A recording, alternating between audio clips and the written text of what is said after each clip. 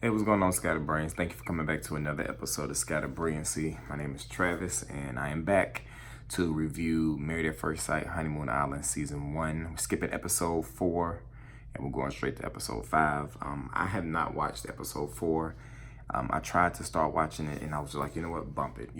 I'll just watch episode 5 and figure it out.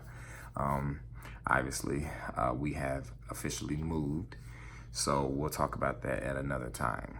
But I'm going to try to go through this review as quick as possible because I have to get used to doing reviews in an apartment.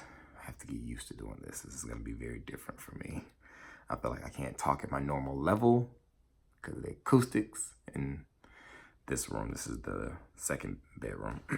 So the focus of this episode was on sexology. They said St. James Club, Morgan Bay, so many times, and I'm like, clearly that hotel gave them a nice discount in exchange for them saying the hotel name over and over and over again. I was like, oh my gosh, we get what hotel y'all are at. Y'all don't have to keep telling us y'all are at St. James Club, Morgan Bay. So anyway, like I said, this whole episode was about sexology. So let's see who we can skip through. Eric and Katie, they're still sleeping in separate beds, but they have physical interactions and other aspects. They didn't go into what that is, but hey, whatever. Who can we go to next? Shannon and Kimber, she doesn't want kids. He does. They talked about this on the last episode, apparently. I know they met with the experts last episode, but I don't know exactly what the experts told them.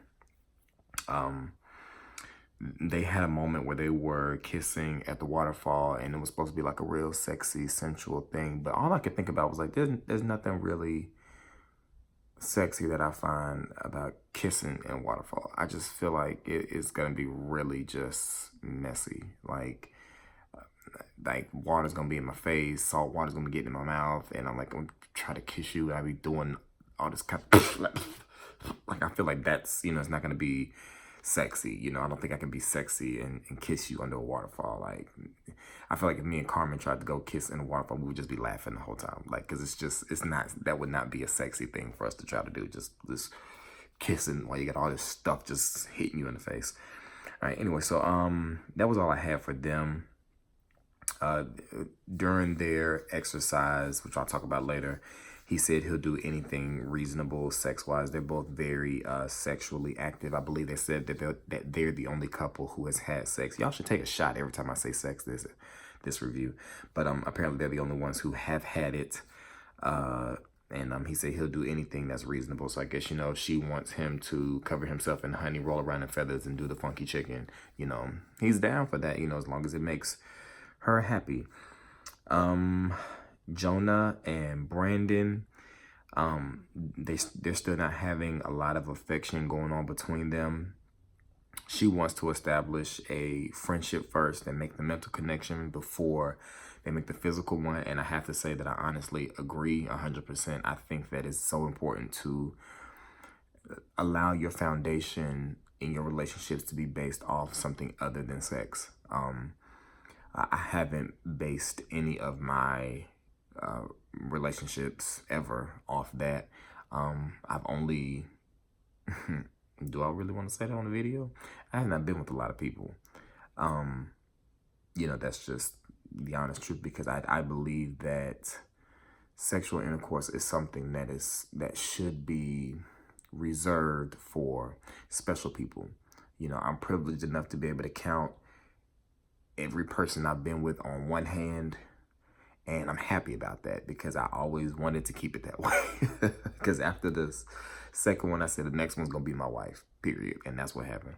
But I think it's so important. I mean, there are people who can have it casually and it be okay, but I think that for the most part, in every situation I've seen, it just makes things complicated when you go there. I mean, I think today's society is such a norm to just do it with everybody.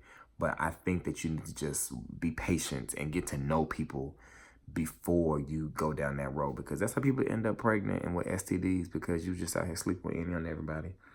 Why did I start talking about that? I don't know. But so by the end of the episode, she invites him to bed. But, she makes it very clear that nothing will be happening in that bed. And like I said, if I can't give any advice to anybody as far as relationships is concerned, it's just wait. Just wait. You don't necessarily have to wait till marriage, but just wait and get to know people before you just open up your legs and just let them into that sacred place. Just wait. It's not that deep. It's not that deep.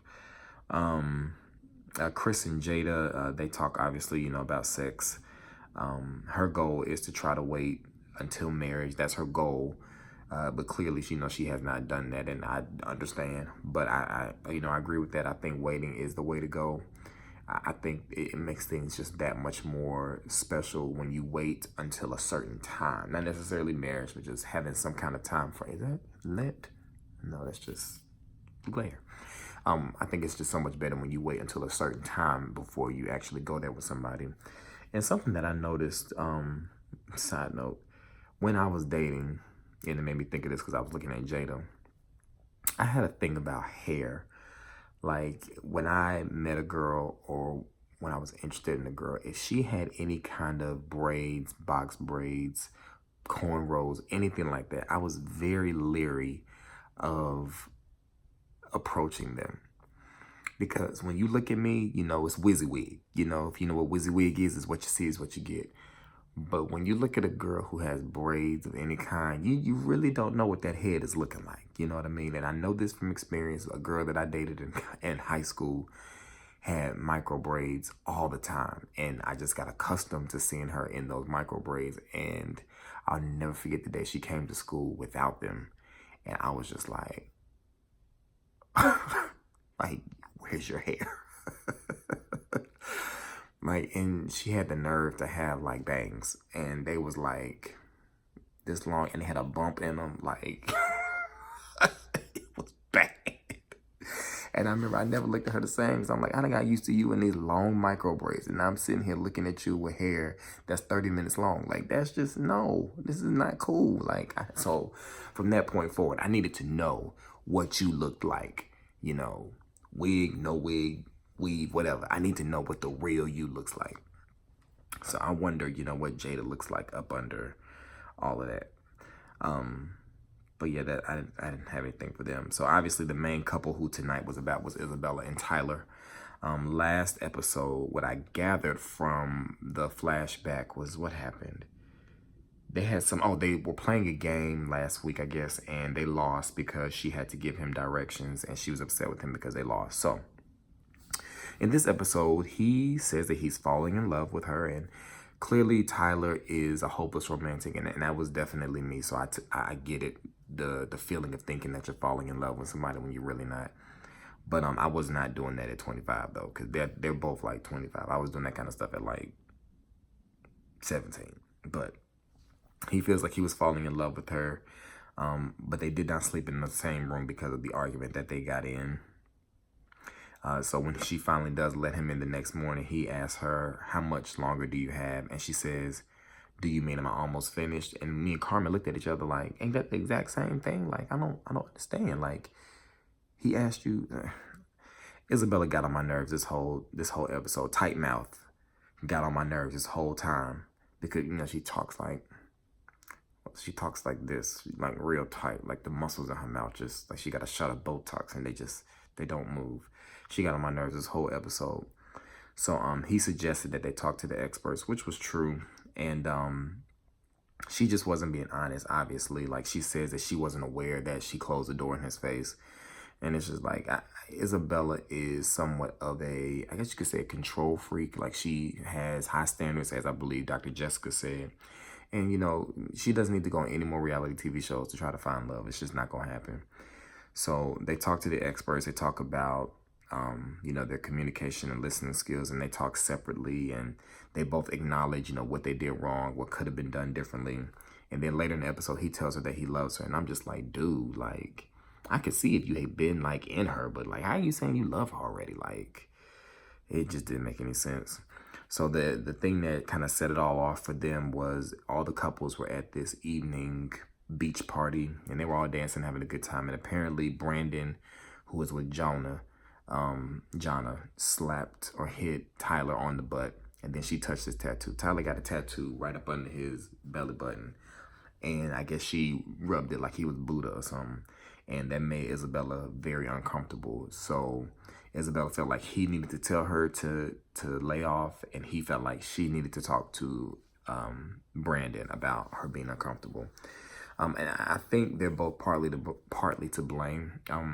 I think it's fine for Isabella to feel uncomfortable, but in my opinion, I do feel like if Carmen is uncomfortable with something that another woman has done or has said to me, I think that it is my responsibility to set that standard, to set that boundary with that woman. I don't think it's Carmen's job to go to that woman and say, don't you do da-da-da-da. If Sally says something slick to me that Carmen perceives as disrespectful, it's my job as Carmen's man to tell Sally, don't do that again. So it was absolutely Tyler's job and responsibility to go to Brandon and say, hey, my girl isn't cool with this. Don't do it again. You know, I may be okay with it, but I have to respect the person that I'm with. And if they're not okay with it, then hey, you know, you just got to stop. But I also think it almost seemed like Isabella wasn't, and I may be wrong, it almost seemed like Isabella wasn't clear that she was uncomfortable, and I may be getting confused, but later in the episode, Isabella talks to Jada and Kimber about the situation, and they tell her that she was overreacting. But I don't know. I think Isabella does overreact about stuff, as she has on the show, but I don't necessarily know if I think she was overreacting about this. I think that if a guy touched Carmen in a way that I didn't like, I would have a problem with that. You know, whether we're just talking, whether we're in a relationship or whether we're married, you know. But if you're uncomfortable with something, you're uncomfortable with something, and you're allowed to feel that way. So, you know, I don't necessarily think that she was overreacting. I think she probably blew it out of proportion, but I don't necessarily know if she was overreacting. Brandon walks up and joins the conversation, and she apologizes to Isabella, but they start going in on Isabella about her lack of communication with Tyler, which is apparently a problem. So, you know, that has to be addressed too. But at the same time, I didn't understand what that had to do with the initial conversation. So anyway, to make a long story even shorter, they end up leaving the island. Tyler is fed up with Isabella's BS, and he's like, you know what, I can't do this anymore, because they were having another conversation with the experts, and Isabella was lying apparently to the experts about what happened, and Tyler wasn't cool with that. So he was like, you know what, let's just stop. They go home. He says he feels like a fool, and because also before he said let's go, he told the experts that he told her that she loved him, that he loved her. She said she thought it was nice. They asked her, did she feel the same? And she said that she didn't want to comment on that. So I thought, you know, hey, well, there it is right there. Isabella don't want you. You know, Isabella is not feeling you the way she initially did. You know, when they first got to the island, it was very hot and heavy for them.